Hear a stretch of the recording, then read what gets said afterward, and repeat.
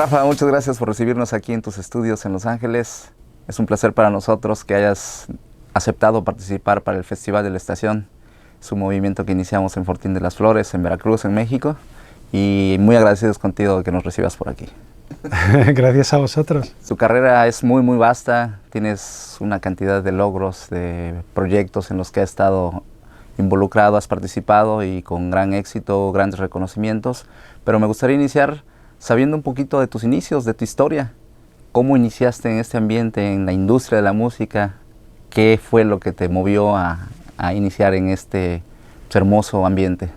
Bueno, mi historia es un poco peculiar porque yo comencé con el espíritu y el ansia, como mucha gente en el mundo de la producción, de la ingeniería, de ser artista, de ser músico. Bueno, era músico y ser artista, tocaba la guitarra, era mi pasión desde muy jovencito. Yo desde los 7 años, de hecho hablaba de ello y decía que yo me iba a dedicar a esto, básicamente.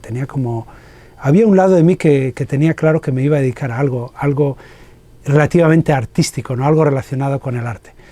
Y fíjate, el mundo de la ingeniería lo descubrí de una manera muy casual, porque yo cuando tenía 15 y 16 años, yo estaba siempre con este grupo y de repente nos vemos en un estudio de grabación grabando un disco, sin tener ni idea de lo que representaba, ni cómo se hacía, no conocíamos ni siquiera la figura del ingeniero o la figura del productor, no sabíamos que existía nada de eso.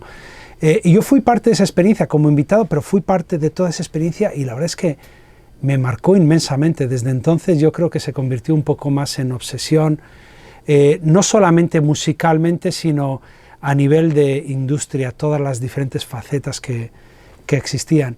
Incluso algo que no he contado nunca en ninguna entrevista y casualmente hace una semana alguien me recordó cuando hice esta última entrevista fue: pero ¿tú te acuerdas cuando creamos esa radio pirata? Creamos una radio pirata cuando teníamos solo 15, 16 años y nos la cerró la policía, no sé cuántas veces, nos la cerraron. Y era parte de ese viaje, de ese ansia de estar creando, de estar mostrando al mundo. Lo considerábamos algo tan importante, esencial en nuestras vidas. Lo respirábamos todo el tiempo, por eso hacíamos lo de la radio. Yo tenía mi propio programa de rock. No sé si alguien alguna vez lo habrá grabado, pero lo hacía con 2 amigos y éramos los DJs y hacíamos nuestros comentarios y poníamos discos. Fue una etapa realmente apasionante. Y a partir de ahí, mi familia migró aquí. Estuvieron viviendo entre San Diego y México. Okay. Y cuando ellos migraron, yo migré temporalmente con ellos, pero no me quedé. Regresé a España y estuve un tiempo más allá. Y seguí con mis ambiciones musicales, pero en ese periodo llegué incluso a estudiar parte de la carrera de medicina, que no la acabé. Hice casi 4 años de la carrera, pero siempre con la música. De hecho, en la universidad la gente me conocía por la música. La gente me conocía porque cada vez que se organizaba una fiesta, o eran las fiestas de midterm o las del final de curso, etc., yo iba con la gente del equipo de sonido y armábamos el sonido y hacía, ¿sabes? Poníamos la música. Lo tuve siempre en mí. Y a partir de ahí, obviamente, hice muchas giras. Y trabajé en todas las posibles posiciones que existe en una gira, desde front house engineer, monitor engineer, el que hace los monitores, el que hace el sonido general, stage manager, tour manager, production manager, you name it, todo, hice un poco de todo. Y fue una gran escuela para mí, una gran escuela sobre todo para saber qué es lo importante en cada situación, saber tener prioridades a la hora de enfocar un proyecto, a la hora de enfocar una situación. Sobre todo esto se desvela cuando hay crisis, ¿no? Estás en una sesión, estás de gira y hay una crisis, algo no funciona. Ese poder de improvisación yo creo que nace de esa etapa mía, en la cual el reloj no para porque uno necesite 5 minutos más, eso no existe. The show goes on. Esa es la filosofía y es lo que es. Y ya a partir de cuando estuve no aún terminando, pero muy enfocado en mi carrera de medicina también, un día de la noche a la mañana tomé la determinación de dejarlo en seco, de cero, ¡pum!, y dedicarme solo a la música. Fue algo así tan radical como lo estoy describiendo. Un día, me acuerdo además del día, me acuerdo incluso dónde estaba, tomé la determinación y dije, se acabó, me voy a dedicar a la música. Y dejé la carrera. Ese día ya no volví al campus ni un día más. Y busqué la metodología y seguí. Ahí es donde me puse a trabajar mucho más duro haciendo giras para conseguir dinero, etcétera, para poder venirme para Estados Unidos. Que era mi sueño venir, quizá una de las grandes mecas de la música, que es Los Ángeles.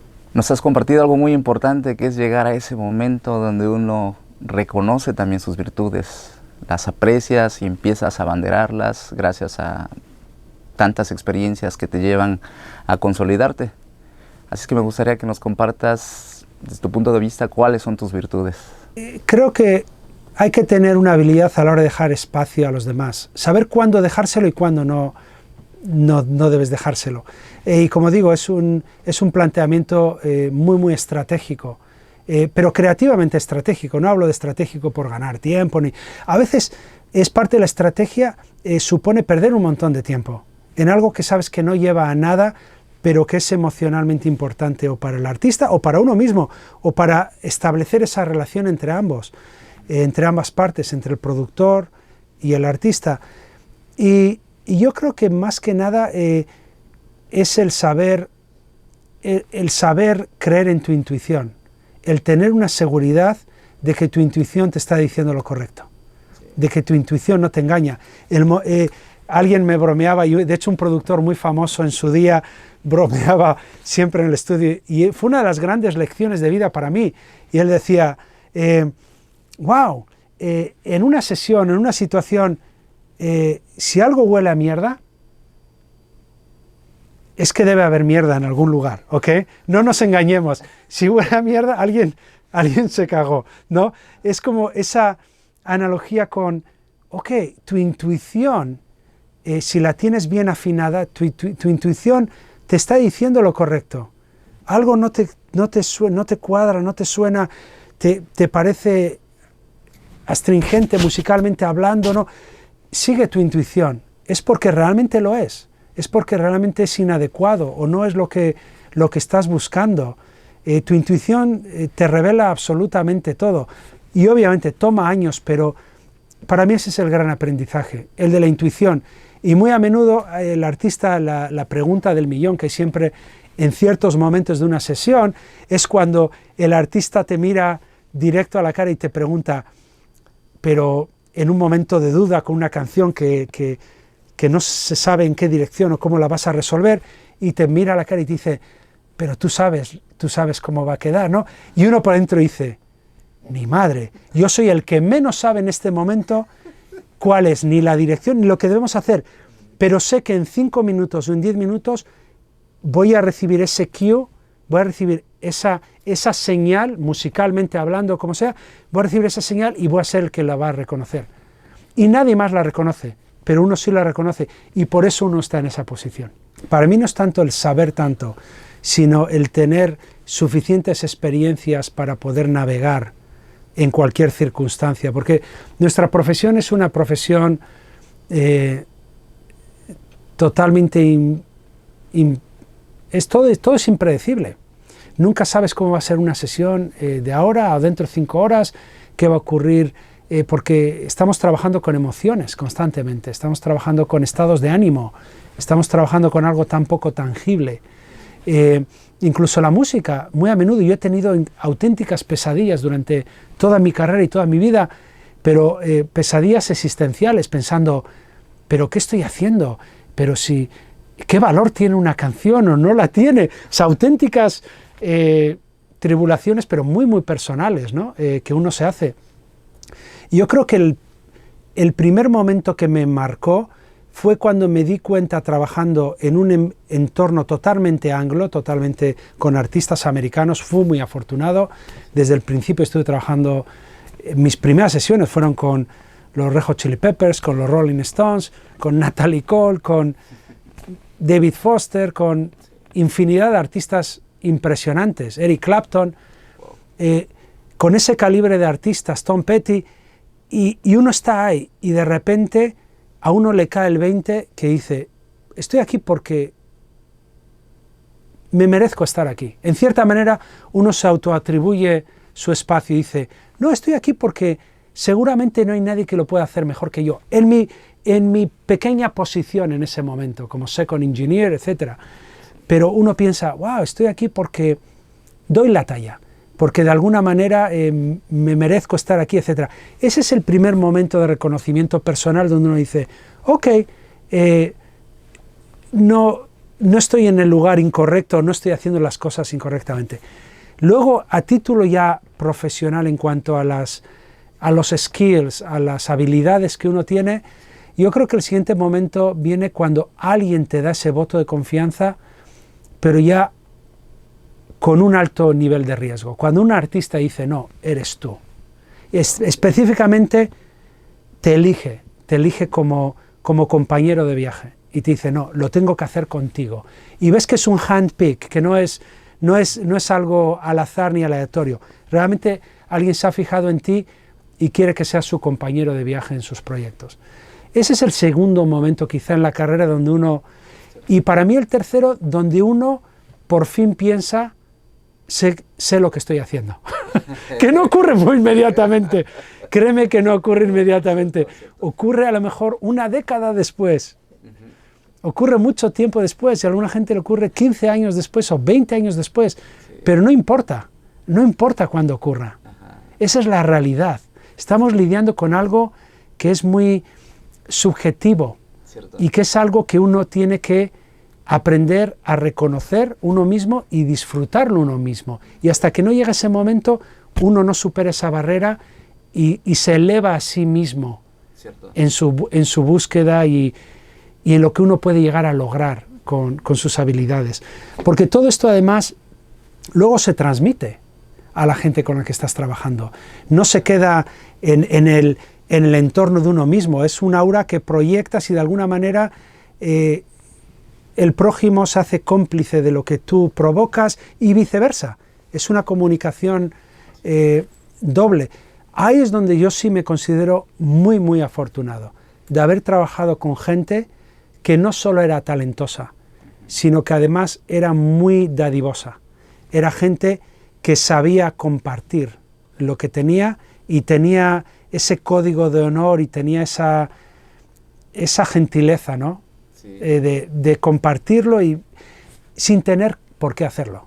Sí. Pero les nacía, era así. Por eso alguna gente es tan grande, ¿cierto? Porque tiene eso en sí, más allá de sus éxitos, ¿no? A Keith Richards no le hace grande solamente que sea miembro de los Rolling Stones, es su actitud, es su personalidad, es cómo trata a la gente, etc.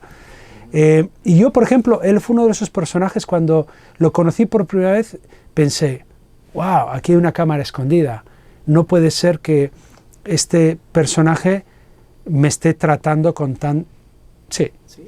tanta estima y y luego te das cuenta, no, es parte del proceso comunicativo y es donde él en un momento dado se reconoce que esa otra persona es retroactivo, digámoslo. Sí. Se alimenta a esta gente y me lo dijo otro artista en otra ocasión. Me decía que a veces se confunde esa dadivosidad puramente con ser un buena onda, con ser un gran tipo, etc. Y dice, no, la mayoría de la gente que es muy talentosa y es muy dadivosa, al mismo tiempo son vampiros que buscan esa reciprocidad y buscan alimentarse también de ese otro talento. Y es muy, muy cierto, sí. Es muy cierto, yo lo he visto recurrentemente a lo largo de mi carrera. Como nos has contado, sabemos que tus inicios se dieron mucho en la industria americana, anglosajona, y también tienes grandes logros en el ambiente de la música hispana, la música latina específicamente. ¿Cuáles son las diferencias que tú puedes apreciar en esos dos sectores y que nos puedas compartir? Fíjate, cuando comencé a trabajar yo con artistas latinos hace ya casi 30 años, fue mi primer encuentro. De hecho, te voy a decir, el primer artista latino con el que trabajé ya puramente aquí latino en Los Ángeles fue Luis Miguel. De hecho, fue el primero con el que trabajé jamás y yo no tenía ni siquiera bien claro quién era. He de ser absolutamente honesto. Yo venía más de un mundo del mercado anglo, el mercado americano, el mercado inglés, que era lo que yo había absorbido toda mi vida, y sabía quién era, obviamente, pero no sabía cuál era su posicionamiento de mercado. No sabía la importancia que tenía su carrera a nivel de industria en el mercado. Por otro lado, yo creo que eso me ayudó también. Colateralmente me ayudó a no verlo con, no sé, a no categorizarlo de una manera específica, sino que era sin más, era un challenge, era un reto, decir, wow, hacer el mejor disco posible con ese artista.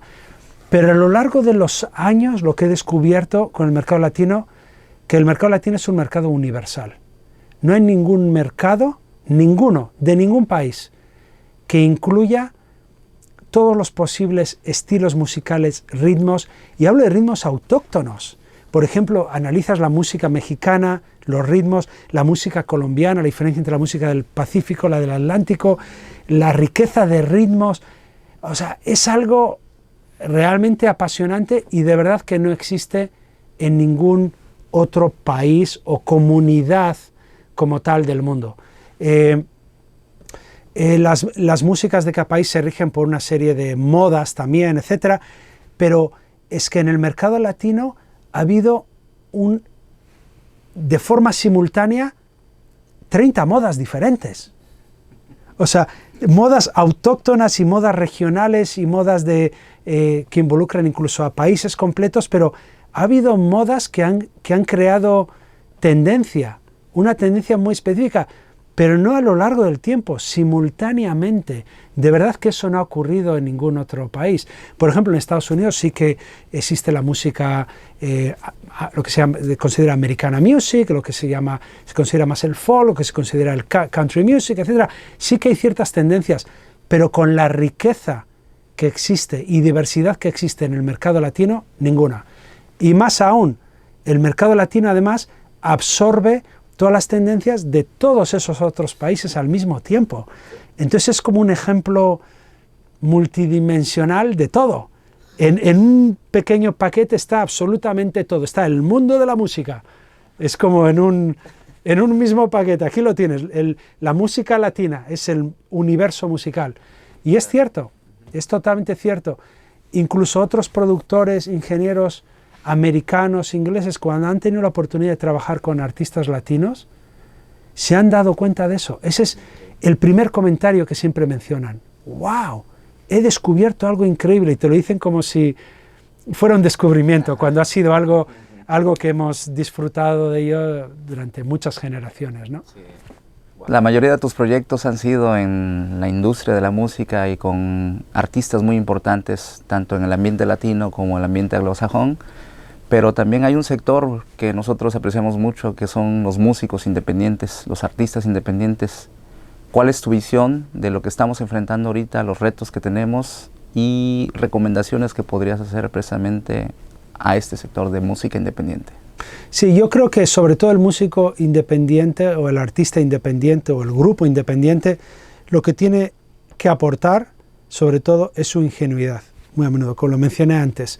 Esa ingenuidad creativa es el arma más fuerte que tiene ese artista. Porque en el momento en que su arte se homogeniza en el espectro global de la música y a uno lo hacen sonar muy parecido al que está de moda o al otro, al de más allá, a veces se pierde la esencia por la cual llamaban la atención. Ese artista llamaba la atención por unas circunstancias muy, muy específicas. Y es un arte crear una evolución en un artista sin cambiarle su esencia. Es un arte, pero es algo muy, muy importante en la industria y muy a menudo lo que ocurre con los nuevos artistas es que los intentan cambiar demasiado rápido antes de que te hayan podido mostrar qué son realmente a través de una grabación. También, obviamente, el aspecto de la grabación es un challenge impresionante, es un reto impresionante para un nuevo artista. Pero fíjate, hoy en día tienen mayor poder que nunca gracias al acceso al Internet, al acceso a la información, para quitarse esos miedos, realmente reforzar su lado fuerte, su lado que tiene más valor, ¿no? Lo que habla de esa ingenuidad, esa propuesta fresca, etcétera, ¿no? Y genuina y única, que luego obviamente puede evolucionar en algunos sentidos, por supuesto, pero el artista yo creo que en principio debe sentirse con el ímpetu de defender su territorio, claro, defender su área y defender, ok, no, pero yo soy esto, y yo hago esto porque es donde me nace hacerlo así. Y luego si hay evolución, qué bueno si hay evolución, pero hay una diferencia entre evolución y cambio repentino solamente por el hecho de conformar a un esquema de mercado. Yo creo que ahora mismo el mundo independiente tiene más fuerza, más fuerza que nunca, porque dentro de los grandes retos que están existiendo ahora, y sobre todo con la pandemia, etcétera, es un momento donde pueden tomarse cierto tiempo en recapacitar y replantearse lo que están haciendo y en hacer sus propias grabaciones. Es como si fuera una especie de time out, ¿no? Un tiempo muerto a nivel de mercadotecnia e industria, y que ofrece una gran oportunidad a que te expreses y a que lo puedas plasmar. Es muy importante poder plasmarlo en una grabación. Y nos encontramos aquí en el 2020 con grandes desafíos. En marzo se nos vino esta pandemia encima y quisiera preguntarte cuáles son tus reflexiones acerca del impacto de ella y también tus aportaciones para que los músicos puedan seguir adelante, cómo visualizas que será el camino, ¿no?, por donde podemos ir encontrando también una salida. Bueno, yo creo que la pandemia ha revelado muchas cosas. Nos ha obligado a desnudarnos todos frente a los challenges, ¿no?, a los retos de la industria. Retos que existen desde hace muchísimo tiempo, pero ahora nos ha obligado a verlos de frente, absolutamente de frente. Número uno, hemos descubierto que el artista tiene una carrera mucho más difícilmente sostenible sin los shows en vivo. ¿Por qué? Y el problema no son los shows en vivo, no es el hecho de que no esté cobrando de los shows en vivo. Ha revelado que no es suficiente cobrar del resto de revenue avenues que existen, del resto de posibilidades de recolección. Sí. Nos ha revelado lo mal posicionados que estamos a nivel de la venta de nuestros contenidos, o a través de un método físico, a través de las discográficas, o a través de incluso los sistemas de streaming, etcétera, etcétera. Ha revelado lo poco que corresponden al artista, lo poco que han correspondido al artista, ¿no? Los malos deals que se han llevado a cabo a lo largo de los últimos 15 años, especialmente los últimos 7. Pero bueno, más allá de eso también, ¿esto qué provoca? Provoca cambio, y eso es bueno, eso es muy bueno. Ahora hay de nuevo un resurgimiento por parte de los artistas de esa búsqueda. Ok, pero ¿cómo debo yo estar capitalizando con mi talento? O sea, ahora lo de los shows en vivo más o menos se fue durante un tiempo. Lo de los streamings pero me da solo esto. ¿Cómo podría yo buscar ser remunerado de una manera más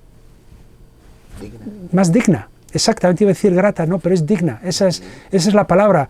Hay un aspecto de... es una profesión tan digna que debiera ser correspondida dignamente también. Y lo que ocurre es que obviamente esto es un proceso que va a tomar un tiempo, pero yo creo que sí que va a provocar también una revolución a la hora del posicionamiento del artista dentro del organigrama de la industria musical. Tú como artista, ¿qué es a lo que aspiras? ¿A un contrato discográfico con una de los top labels, major labels? ¿O buscas porque te va a dar un posicionamiento a nivel de marketing? ¿O cuáles son los factores que están en juego? Ya lo evalúas de otra manera. Ya comienzas a ver que ahora mismo estar firmado con una discográfica no es necesariamente un salvavidas para la carrera de nadie. porque muchos proyectos están parados, lógicamente, por el miedo que surge, por la precaución que surge por parte de las discográficas a la hora de no querer invertir si no lo pueden capitalizar con un plan coordinado de marketing con la gira. Son cuestiones también de marketing, cuestiones de PR, etcétera, etcétera. ¿Dónde inviertes tus recursos para que tenga un retorno? Ahora, el artista, ahora más que nunca, tiene que ser partícipe de esta búsqueda de su posicionamiento en la industria. Tiene que más que nunca hacer un análisis de mercado, ver qué le va a hacer sobrevivir y qué no, buscar sus alianzas pero de una forma personal, sin esperar a que otros las busquen por uno mismo. Uno tiene que buscar sus propios deals, incluso de distribución, si es necesario. Y lo que estoy viendo yo ahora mismo es una migración enorme de artistas, incluso algunos de ellos reconocidos, que están migrando a formatos diferentes, más formatos de distribución, más marketing o con otro tipo de sistemas operativos, de cómo operan ellos como entidad, ¿no? Están cambiando sus business model. Y yo creo que va a seguir ocurriendo. Fíjate, esto es algo de lo que se lleva hablando incluso durante la última década, pero ha tenido que llegar una pandemia para que todo el mundo se dé cuenta, wow, el otro método para muchos artistas, no digo para todos, para muchos artistas era inviable o no era suficientemente bueno. Pues hablamos de otro tema más a lo mejor. Para mí también en el aspecto creativo, también esto ha provocado que muchos artistas comiencen a hacer un poquito lo que se les antoja, ¿no? A decir, wow, si no va a hacer una gran diferencia a nivel de mercadotecnia el que yo haga A, B o C, voy a hacer realmente lo que me apetece. A lo mejor está entre A y B, pero voy a realmente hacer lo que me pide el cuerpo, voy a hacer lo que mi creatividad me exige en este momento. Y yo creo que de esta pandemia va a salir una gran cantidad de música y una gran cantidad de valentía por parte de artistas, porque algunos de ellos la van a pegar. Algunos de ellos le van a pegar con su honestidad, con su propuesta totalmente personalizada, honesta, sin las distracciones que implica la mercadotecnia, el mercado, el posicionamiento a nivel de los charts, etcétera, etcétera. Entonces, yo pienso que de todo esto sale mucho, mucho, mucho bueno. Va a salir muchísimas cosas buenas. Como te he contado, la iniciativa del Festival de la Estación trata de impulsar también a las nuevas generaciones. Tratamos de incluir también aspectos de educación, inspirar a nuestra comunidad allá en Veracruz. Así es que me gustaría que nos pudieras compartir algún mensaje para esas nuevas generaciones, los jóvenes, los niños que están deseando emprender una carrera en la industria de la música, en las artes, en estos sectores que ahorita se han visto afectados y cómo pueden, a pesar de estas condiciones que estamos viviendo, seguir adelante. Pues fíjate, yo les diría que aprovechen este tiempo, que es un momento de búsqueda personal también. Búsqueda personal y de experimentación personal. Es el momento idóneo para que intenten cosas, para que prueben cosas, porque como hablaba antes, ¿no?, de este tiempo, entre comillas, de sin paz, ¿no?, de medio muerto, o de pérdida de comunicación humana con otros, es un momento de redescubrirse a sí mismo, de descubrir las inquietudes que tiene uno mismo, de descubrir lo que le apasiona a uno, y yo diría que se dejen guiar también por sus deseos. Yo nunca me hubiese dedicado a la música, nunca, si hubiese escuchado a la gente alrededor mío. Nunca me hubiese dedicado a esta increíble profesión, ni hubiese tenido la carrera que tengo, absolutamente no. Y lo hice porque, naciendo de esa ingenuidad, yo tuve el ansia de descubrir más, de aprender, de leer revistas, de hoy en día meterte en el internet, descubrir cómo se hace y ver si hay algo de todo eso que te llama. Realmente intentar buscar esa llama, ¿no? Y decir, wow, esto puede ser para mí. O sea, disfruto incluso de lo que puedo ver en el internet, de lo que se me presenta, de la dinámica de lo que es ser un creador, de hacer música, es lo que le diría, que aprovechen este tiempo, de hecho, para descubrirse a sí mismos. Oye, a mí me encantan todas tus facetas, ¿no?, que me has compartido, y me gustaría también que le compartieras a nuestra audiencia pues tus deseos y los otros proyectos en los que estás involucrado. ¿Qué es lo que hay también en común entre ellos? Yo sé que tú tienes grandes cualidades como ser humano y vas persiguiendo, por supuesto, en cada uno de tus proyectos ese lado honesto de ti como persona. Así es que ojalá nos puedas compartir un poquito. Sí, para mí todos los proyectos en los que yo me involucro son alguna forma de expresión, básicamente, una expresión de algo que yo tengo que decir, o una forma de comunicación, ¿no? Una forma de comunicarte a través de un intermediario. El intermediario es el producto que estás creando, ¿no? Bien sea una canción, o bien sea un vino, o bien sea incluso aunque fuera una máquina, estás fabricando una máquina o estás conceptualizando qué hace una máquina y cómo puede servir al usuario. Y todo tiene varios componentes. Tiene un componente de alquimista, digamos, ¿no? Como un alquimista, todo tiene un componente que es más empírico, ¿no? Que es como más requiere cierta técnica para lograrlo, pero luego todo lo que creas, bien sea un vino, o bien sea, como digo, una canción, o una máquina, o un documental, o una película en lo que te involucres, todo tiene que tener alma, de alguna manera. Todo tiene que tener su propio espíritu y tiene que ser capaz de captivar el espíritu de otra gente, del que va a ser el consumidor de ese. Entonces yo creo que como parte del proceso creativo utilizamos las mismas herramientas para hablar de un vino, o hablar de una canción, o hablar de una propuesta audiovisual, ¿no? La estética de una escena y hay mil factores que influencian. No solo la escena, es la iluminación y cómo varía, y esto, y al mismo tiempo el diálogo entra y dices ¡wow!